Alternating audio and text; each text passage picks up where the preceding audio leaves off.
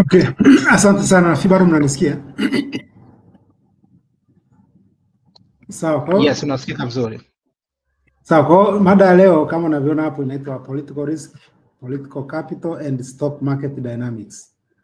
Sasa hii ni presentation ambayo kidogo inaongelea mambo ambayo yanatuhusu kwa sasa hivi, lakini niwape taarifa kama mimi naongelea from a neutral point of view, na kama ambavyo tulishawahi kuongelea siku za nyuma kwamba as analysts au washiriki kwenye masoko ya mitaji au commentators kwenye masoko na wachambuzi, inatakiwa uwe as neutral as you can. Kama una political ideology au una some attachment, inakupotezea picha sasa ya kuweza kufanya analysis nzuri, kwa sababu hizi ni risks ambazo lazima tutakuwa tunaziface kwenye uwekezaji, kwenye maisha tunakuwa tunaziface.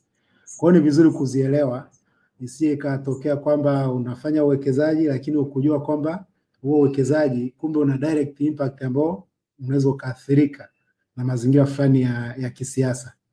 Kwa ndio maana nikaleta hii topic siku ya leo kujaribu kupitia ni mambo gani ambayo tunazungumzia tunapoongelea hizi political risks au hata political capital, ili sasa mtu uweze kujua kwamba okay, ujipange vipi kuweza au kujihedge, kujikinga au kubenefit kutokana na whatever kinachoweza kutokana na au mazingira ya kisiasa.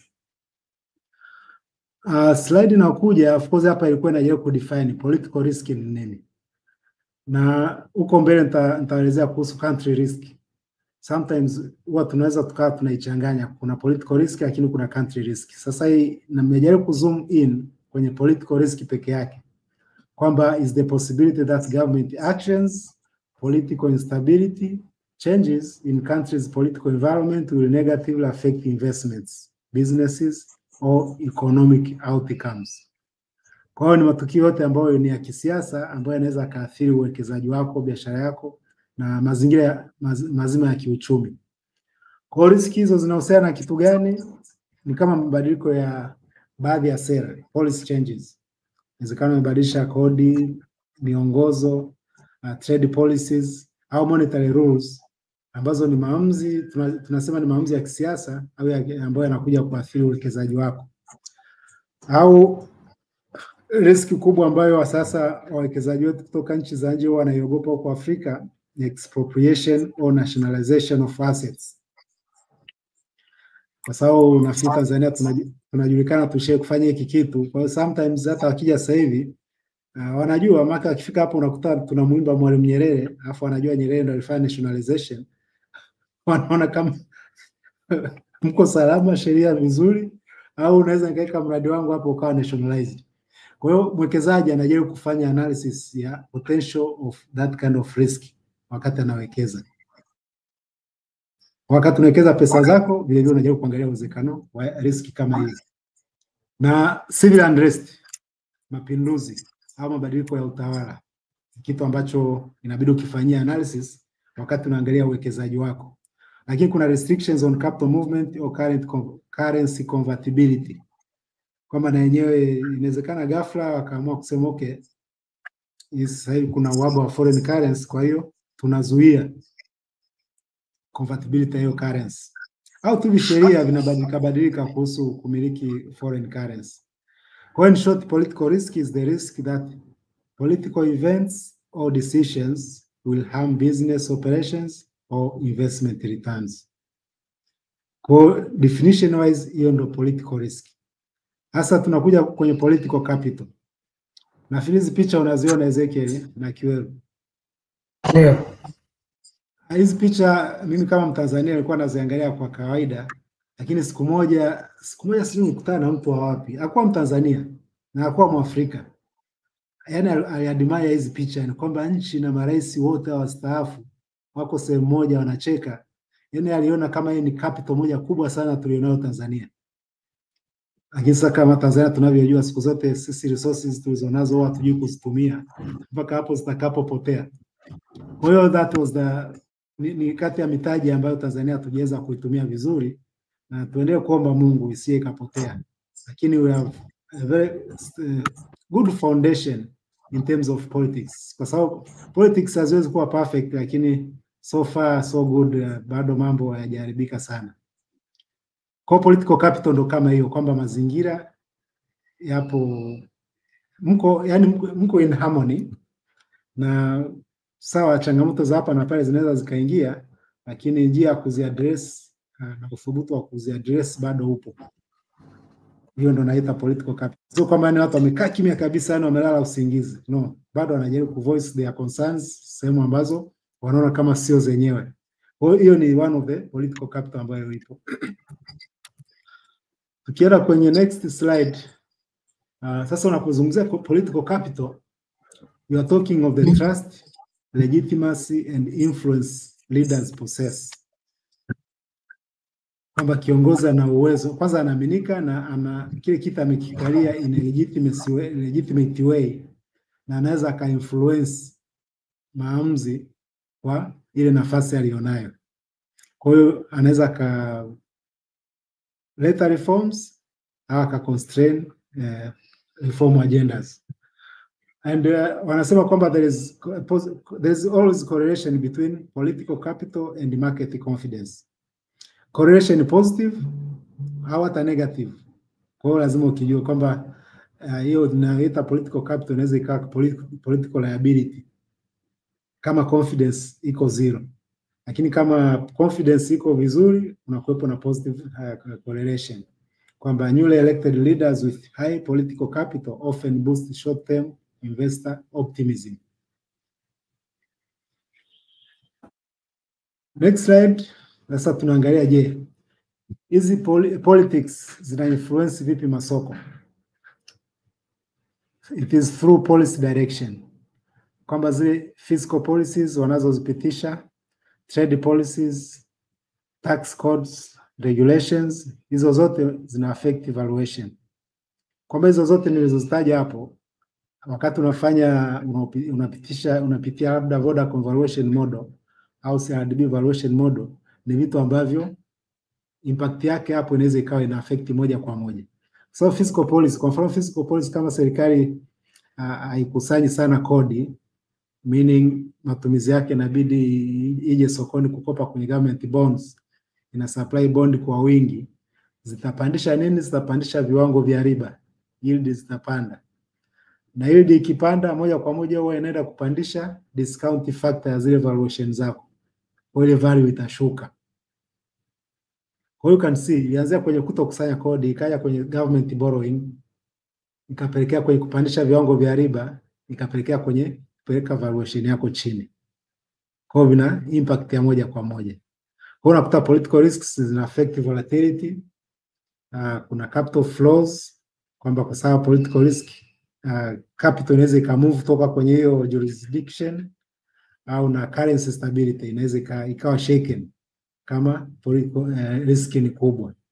Sasa kwenye diagram inayofuata page inayokuja, nimejaribu kuelezea kwenye nchi ambayo imeendelea, Marekani, na pia utaangalia kwenye politics jinsi ambavyo zina affect masoko kwa ujumla. Next slide. Nikianza na hiyo nyeusi, it's funny kwa sababu ukiangalia hii nimechukua kwenye Bloomberg Economics, during the tenure of Trump kunakuwa na increased uncertainty. Ukiangalia term yake ya kwanza 2010 na ngapi, aliingia 17 akatoka na 20 na kitu hapo 21, ndio kumekuwepo na volatility kubwa. Akaingia Biden, hali ikatulia. Jembe akachukua 2025, unaona jinsi ambavyo zile uncertainty index ambavyo imepaa. Na nafikiri tunafahamu kitu ambacho kimezipandisha sana kwa sababu hizo US China trade war. Lakini vile vile zile abrupt decisions za Trump, yani anaweza akatweet kama tweet kitu ambacho kina affect policy kubwa sana kwenye trades na hata kwenye mahusiano ya kimataifa. Hiyo yote inaongeza uncertainty. You can see how politics, yani kalamu ya Trump pale executive order ambayo inaweza ikaanza kumove masoko. Na kwa Marekani bahati nzuri niche ambao kidogo anaweka data vizuri, you can see kwenye hiyo Standard and Poor's jinsi ambavyo base zilikuwa zinabadilika kulinganisha na presidential terms za hawa jamaa ambao wameonekana hapo. Na fila ambaye ameenjoy boom kubwa alikuwa ni Obama. Obama term ya kwanza, ambako soko lilipanda kwa 85%. Na unaweza ukasema ilipanda kwa asilimia kubwa kwa sababu soko lilikuwa linatoka shimoni. Kama mnakumbuka kile kipindi cha Bush Junior alimkabidhi Obama wakati wa ule mgogoro 2008, na market ilikuwa imeplummet, ilikuwa imeshuka kwa kiasi kikubwa. Kwa hiyo ni obvious kipindi hicho kinachofuatia lazima market ingekuwa imepanda kwa kiasi kikubwa.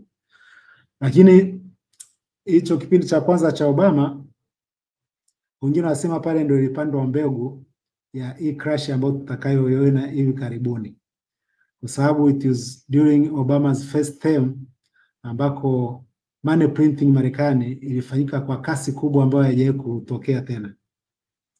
Ile Fed balance sheet nafikiri ilipanda zaidi ya mara 4. Kupanda kwa maana gani? Viwango vya riba vilishushwa mpaka almost zero, vikawa vifanyi kazi. Walichoanza kufanya ni kuanza kuprint, wanaita quantitative easing. Walianza kununua government securities kwanza kutoka kwenye banking sector, lakini kutoka kwenye non financial system. Kwa hiyo ilikuwa ni injection ya pesa nyingi sana kwenye economy.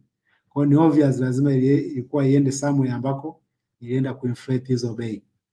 Na kule mwanzoni wakati Eisenhower sikumbuki, Eisenhower alichukua kabla Kennedy, lakini yeye alienjoy kipindi kizuri. Hapo ndo kilikuwa kipindi cha vita kuu ya pili imeisha.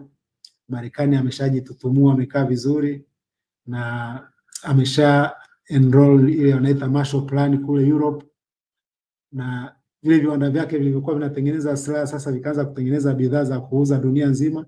Kwa hiyo katika vipindi ambavyo wanasema Marekani hapo ilikuwa wanaita the rolling 60s au rolling 50s, ndio kipindi hicho alikuwa amekaa vizuri. Of course na masoko na yenyewe akaperform vizuri. Kwa hiyo you can see politicians na hali ya kiuchumi jinsi ambavyo vinaendana.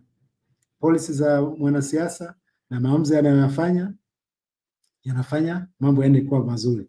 Lakini ukiangalia vizuri hapo Clinton kwenye term ya pili, soko lilikuwa liko zuri, lakini kuna kitu alikifanya na feel inflate sana real estate sector Marekani. Ndio hicho kipindi ambacho increased, kwa sababu Bush senior Clinton alichukua na ngapi, nimesahau mwaka. Ni kipindi ambacho walikuwa na encourage sana home ownership. Kwa hiyo kuna jinsi ambavyo waliprint sana pesa kwenye kusupport housing sector.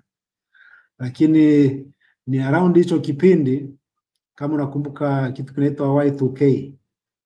Unaikumbuka Ezekiel au Kiwero? Hiyo mimi nimeisikia tu. Sijawahi kujua Y2K. Mwaka 2000. Wakati tunatoka 1999 kwenda 2000, walisema sijui kompyuta zinaweza zisifanye kazi, sijui iweje. Yes.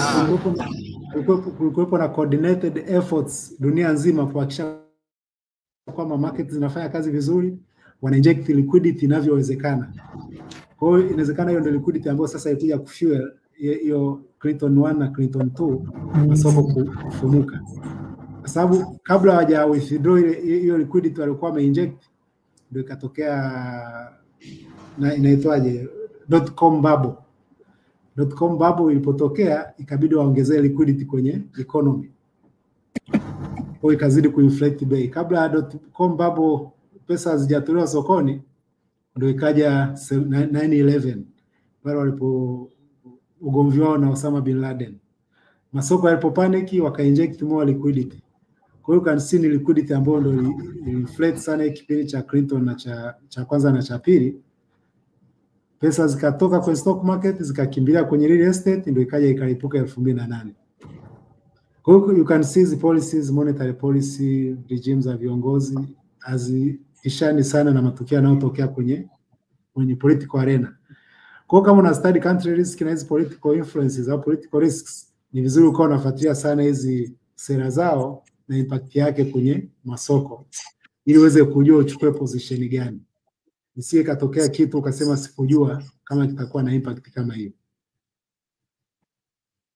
Next slide na Filsa inaongelea zile channels ambazo hizo politics na whatever zinakopitia kwenda kuaffect masoko. Kwanza kuna confidence channel, kwamba ile confidence channel ni kwamba inakuwa ina impact consumer and investor sentiment. Go through confidence channel, you can see jinsi ambavyo masoko yanaweza yakapanda au yakashuka simply because ya confidence. Kama watu wako confident na kiongozi fulani, masoko obvious yataanza kuperform vizuri. Na nakumbuka wale wa kingmakers wa Marekani wakati Bush senior anaingia madarakani, waliona kabisa kwamba confidence ya Marekani kwenye politics imepungua sana, na watu wakawa wamekata tamaa ya kupiga kura, lakini wakaichezesha vizuri kwa kumjaribu mwanamke na kumweka the first African American kuingia kwenye race, ndio ile rudisha ule mwamko, na mwishoni akaona okay, Obama anaweza akabeba hiyo race.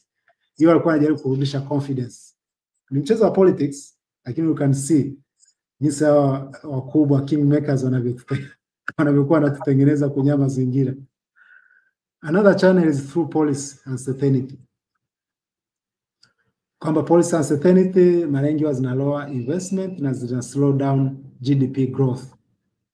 Sasa ukiwa na a lot of uncertainty, watu wana withhold, hawakimbii sana kuwekeza, na wasipowekeza ina slow down GDP growth.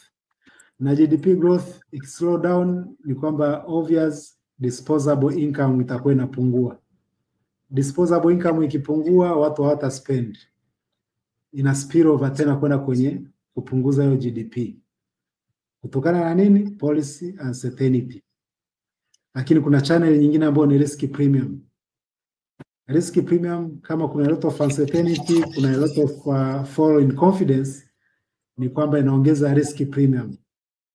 Risk premium ikiongezeka inaongeza higher cost of capital in unstable regions. Na higher cost of capital ikiongezeka, kama unavyojua, valuations zinashuka.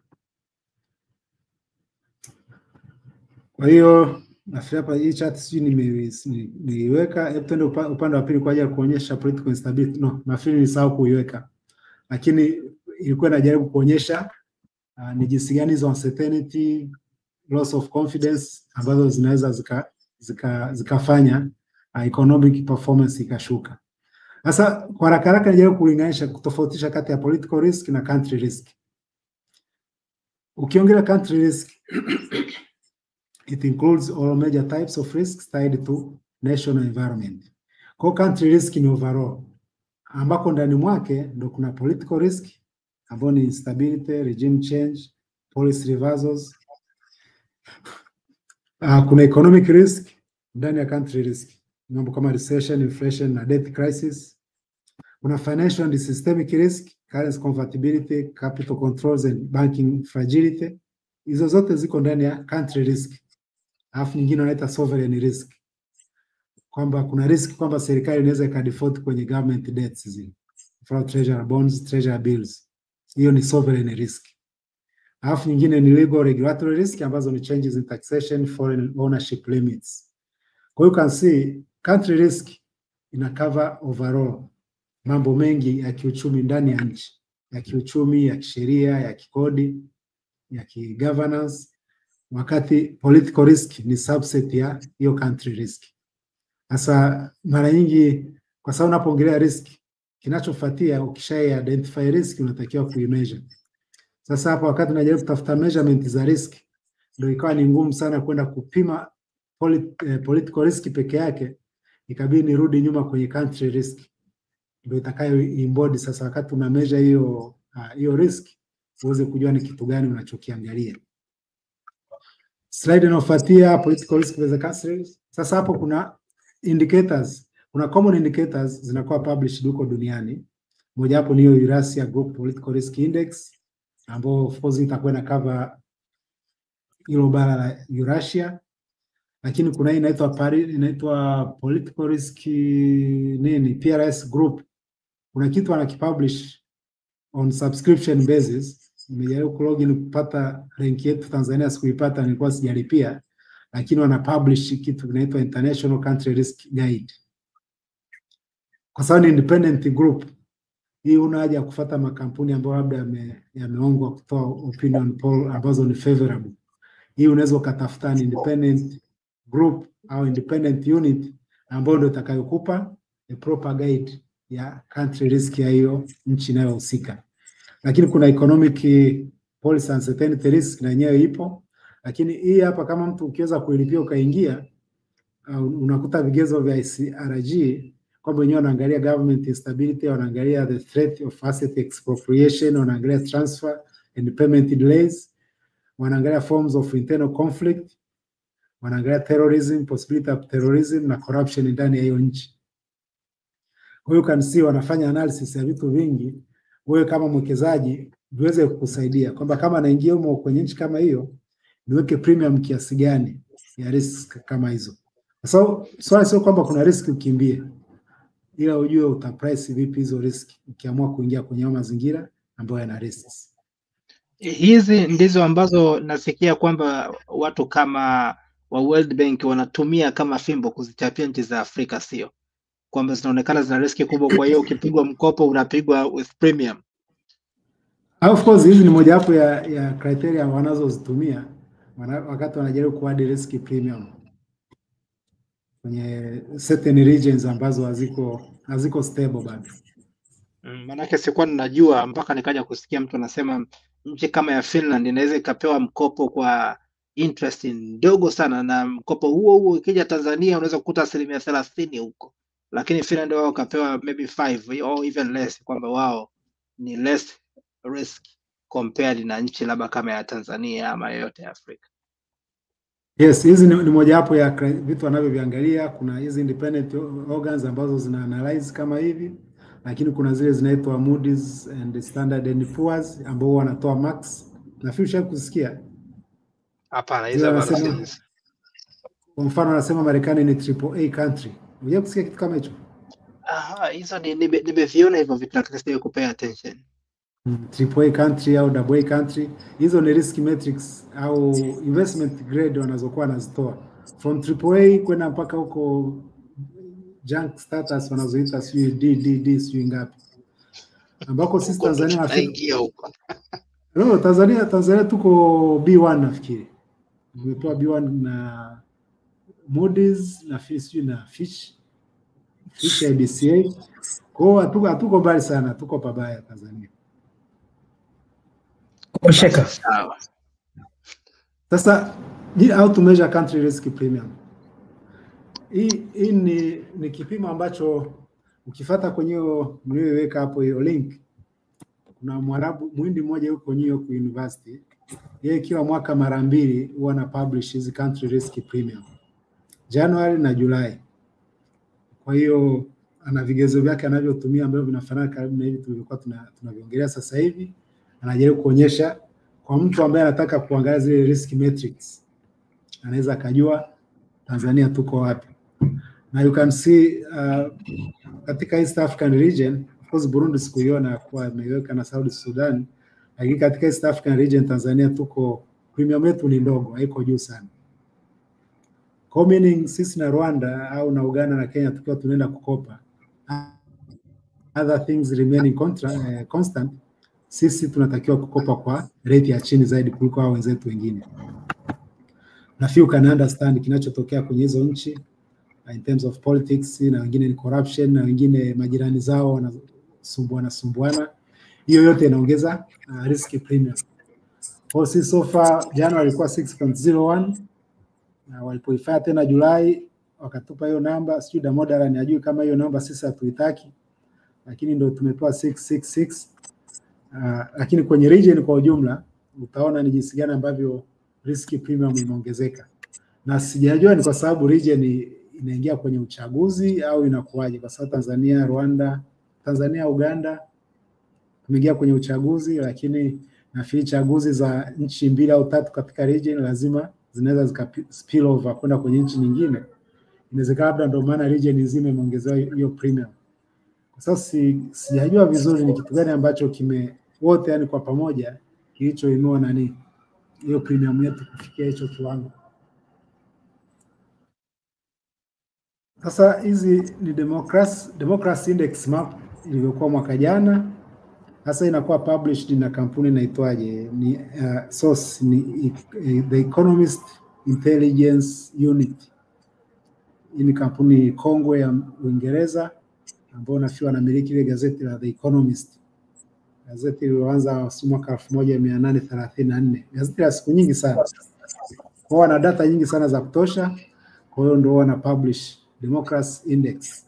Yapo kwa Afrika wao tunazidispute sana hizi data, kwa sababu from the point of view ya Europeans definition ya democracy kidogo inakuwa tofauti na wengine. Ndio maana utakuta nchi nyingi hapa ambazo ziko Eurocentric, unaona karibu zote zina ranking ambazo zinafanana.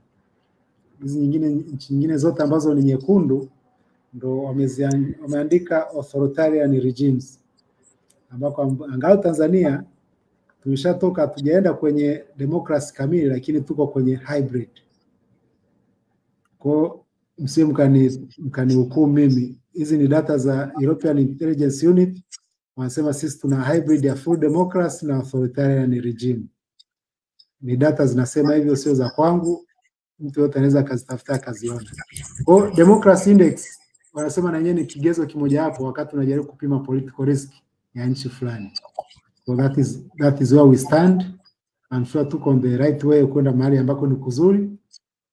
Lakini 2025 in latest na yenyewe najaribu kuonyesha sasa risk map ambayo imeunganisha political risk, social risks, crime, terrorism, natural, kwa maana ya natural hazard na health hazard. Kwa hiyo you can see mwongozo uko hapo chini, ambao wako karibu na kijani ndio wako vizuri, lakini ambao wako kwenye nyekundu hawako vizuri. Afrika hapo utaona tunaongozwa na Libya na Sudani na Somalia, na Kenya anafuatia juu yao, lakini Tanzania ngao tumeshajinyofoa. Sasa tuangalie ile mistari ambako kuna mistari ambayo ya pundamilia tuseme. Hayo ni maeneo ambayo mistari kama inalalia kulalia kulia, ni maeneo ambako kuko volatile kwenye hiyo region, kwa maana ya commotion, vita vya wenyewe kwa wenyewe. Ile mistari mingine ambayo imelalia namna hii ambayo iko upande wa kulia, hiyo ni sehemu ambako kuna risk za meli kutekwa. Nafikiri kiangalia vizuri hapo zitakuwa around maeneo ya Suez Canal hapo. Ndio kuna hizo risk.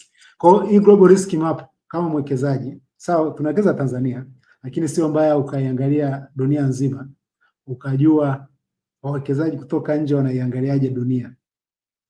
Hii inaweza ikakupa picha kamili kujua kwamba capital itakuwa ina flow kwenda wapi. Next slide. Nikaribia kumaliza. Kuna sasa, how should an investor behave, na awe na strategy gani katika mazingira kama haya? Kitu cha kwanza nazungumzia kuhusu diversification across geographies and asset classes. Nafikiri ndio kilichotufanya Inuka Money Market Fund kuomba kibali cha kuwa tayari kuwekeza East Africa na SADC region. Hiyo ndio diversification across geographies. Kwamba mfuko wetu unakuwa ukifika level ambako tunaona sasa umefika level ya kutosha kuweza kufanya diversification, inatupa picha kwamba tuto concentrate kwenye geography moja na political risk za hilo eneo. Pesa nyingine unaweza ukaziweka kwenye eneo ambalo unaliperceive kwamba halina riski kubwa. Na kigezo gani tutakachotumia zaidi ya kuangalia yield ni kwenye risk map kama hizo, kwamba where should we go. Of course hiyo ya pili kwa Afrika au Tanzania bado haijakuepo, mambo ya credit default swap na hedging via options. Hiyo ni option ambayo itabidi tuendelee kusoma kwenye vitabu, lakini kati ya vitu ambavyo vinatakiwa kuja kuvidevelop kwenye masoko yetu ili wawekezaji waweze kutake advantage. Lakini kingine ni umuhimu wa kuangalia long term horizon wakati unafanya uwekezaji. So most of the political risks ni short term. Kama unavyojua wanasiasa ana focus next election. Kwa hiyo wakati unafanya analysis unaweza ukaforgo sawa, kuna short term risks ambazo zinaweza zikatokea kutokana na hizo election cycle, lakini wewe kampuni iangalie kama inaweza ikasurvive vipi kwenye hizo cycles. Kama inakuwa na long term strategy ya kuepa hizo short term election cycles, ni sehemu ambako unaweza ukawekeza. Una avoid kuwa na zile short term horizon za uwekezaji. Lakini nyingine ni risk of behavior, shift to safe haven assets. Kama unakumbuka ndio nilikuwa nawaambia kwamba inapotokea mitikisiko, wawekezaji wanakimbia kwenda kwenye safe haven assets ambako kuko salama, ambako conventionally watu walikuwa wanakimbilia kwenye US dollar denominated assets. Sasa hivi tunaona wanakimbia kwenye gold. Zamani walikuwa wanakimbilia kwenye treasuries. Of course hapa nikitaja treasuries inakuwa na maana ya Marekani, lakini sasa hivi tunaona kwenye treasuries hawaendi, wengi wanaenda kwenye gold. Na ndio kinachoelezea ni kwa nini gold imepanda kwa kasi kubwa sana hizi siku chache zilizopita. Lakini on unconventional way, sasa hivi watu wanaanza kwenda kwenye raw arable land with water. Yaani ardhi yote ambayo ina maji fresh. Kwa kweli kwa sasa hivi ni kipusa. Kwa hiyo ndio sehemu ambazo unaweza ukakimbilia ili kukwepa too much concentration kwenye hizo paper assets, lakini na useful physical assets. Sasa hivi physical assets na zenyewe zimeanza kurudisha hadhi yake, lakini na mining stocks, kwamba kama kampuni iko listed iko kwenye mining na sasa inafanya mining ya critical minerals. Critical minerals nikiwa na maana ni hizi minerals ambazo zina finance teknolojia ya blockchain, AI technology, robotics, electrical vehicles. Minerals zinazofinance hiyo sekta, kama kampuni na invest huko, hiyo at least kwa sasa hivi ni kampuni ambayo ni nzuri kama ukiweza kuinunua. Unfortunately Tanzania tujaipata hiyo kampuni, na I'm sure brokers na nani bado tunahangaika kutafuta kampuni gani ambayo inaweza iko kwenye hiyo sekta ambayo inaweza ikawekeza kwenye soko letu la hisa, at least watu wakawa na access ya hizo hisa. Kwa sababu most of the mining companies unakuta Australia, Canada, makampuni mengi ambayo yako listed Australia na Canada, asset zao au project zao kubwa ziko Afrika. Kwa ndo kitu ambacho labda na mamlaka tutajaribu kwa convince kuongea nao kwamba hizo kampuni ziko listed kule nje, lakini kama zina assets Afrika, at least ziachie some ownership, zilist kwenye masoko ya Afrika. Hiyo ndio itatupa sasa wawekezaji opportunity ya kuwekeza kwenye makampuni kama haya. Na ni kwa nini naongelea kuhusu hizi mining stock na hizi unconventional, hizi physical assets? Ni kwa sababu ya hii slide inayofuatia. Hiyo slide inayofuatia kuna kitu kinaitwa Carrington event. Ushawahi kusikia Kiero au Ezekiel? Hapana. Hii ni event ilitokea tarehe 1 mpaka tarehe 3 nafikiri Septemba, ambako astronomer Mwingereza anaitwa Richard Carrington alikuwa ana observe sunspot, akagundua kwamba kuna solar flare kubwa sana zimekuwa emitted kutoka kwenye jua. Zilipofika duniani ziliaffect na ziliunguza telegraph.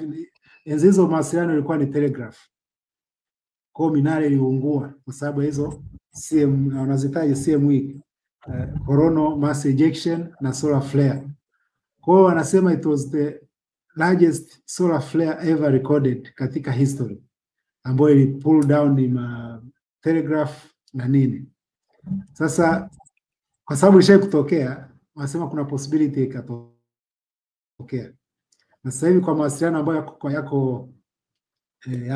yako complicated, ni kwamba kama ikitokea usitegemee kuwepo na mawasiliano ya satellite, usitegemee kuwepo na, in fact wanasema hata grid za umeme zote zinaweza zika crash na mawasiliano yote yanaweza ka crash.